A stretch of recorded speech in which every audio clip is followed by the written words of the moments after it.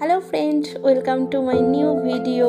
আজ আমি তৈরি করছি 3 পাউন্ড ভ্যানিলা ফ্লেভারের একটা ফটো প্রিন্ট কেক।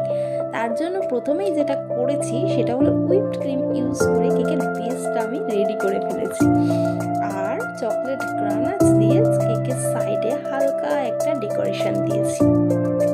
ফটো শিটটা কেকের সাইজ মতো একটু কাটিং করে নিয়ে আমি এবার কেকের ওপরে এটা বসিয়ে দিচ্ছি। কেকের ওপরে এটা বসানোর সময় খেয়াল রাখতে হবে হাতে বা ফটো প্রিন্টের ওপরে ক্রিম বা গ্রানাচ কোনোভাবে যেন না লেগে যায়, তাই এই কাজটা কিন্তু একটু সাবধানেই করতে হবে। হয়ে গেল আমার ফটো প্রিন্টটা বসিয়ে নেওয়া, একটু হালকা হাতে এটা সেট করে নিলেই কিন্তু এটা হয়ে যাবে। এবার আমি আসছি হুইপড ক্রিমের দিকে। হুইপড ক্রিমটা আমি এবার রেডি করে ফেলেছি। হুইপড ক্রিমে আমি ইউজ করেছি হালকা স্কাই কালার। এই কেকটার সাথে স্কাই কালারটাই মানানসই হবে বলে আমার তো মনে হলো। আর এখানে আমি ইউজ করছি স্টার নজেল। এই কেকটায় খুব বেশি বড় ফুল বা অন্যান্য ডিজাইন ঠিক মানানসই হবে বলে মনে হলো না, তাই আমি হালকা একটা স্কাই কালারের হালকা একটা বর্ডার দিয়ে নেব। নিচেও যেরকম বর্ডারটা দেবো সেরকমই ওপরেও এই একই বর্ডার আমি দিয়ে নেব। এভাবেই আমি কেকটা ফিনিশ করব।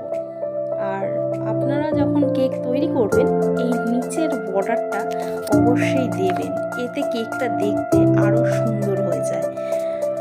আর এই কেকটা আজ আমি এক ভাইয়ের অর্ডার পারপাস বানাচ্ছি।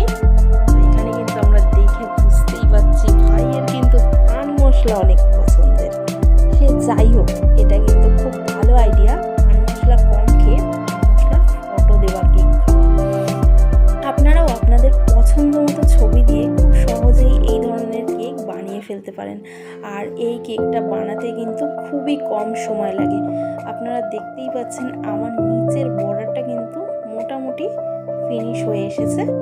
ওই একইভাবে আমি ওপরের বর্ডারটাও দিয়ে নেব। এই কেকটা রেডি হয়ে গেলে কেকটা কাস্টমারের কাছে পৌঁছানোর আগে অন্তত 1 থেকে 2 ঘন্টা ফ্রিজ করে নেওয়াটা কিন্তু খুব দরকারি। ফ্রিজটা করলে কেকটা ভালো জমবে এবং টেস্টটাও কিন্তু খুব ভালো আসবে। তো ওই একইভাবে আমি উপরের বর্ডারটাও রেডি করে ফেলছি আর কি। আর একটুখানি মধ্যেই এটা আমার ফিনিশ হয়ে যাবে। আর বক্স আমি আগেই রেডি করে রেখেছি, কেকের মাপ অনুযায়ী একটা সুন্দর বক্স আমি রেডি করে রেখেছি।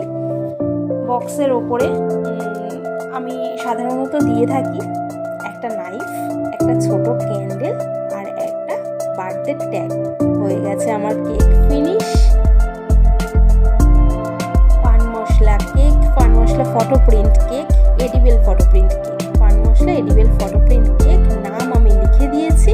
বক্সের উপরে দিয়ে দিয়েছি একটা হ্যাপি বার্থডে ট্যাগ, একটা নাইফ আর একটা ক্যান্ডেল। ব্যাস, আমার কেক কিন্তু একেবারে রেডি ডেলিভারির জন্য।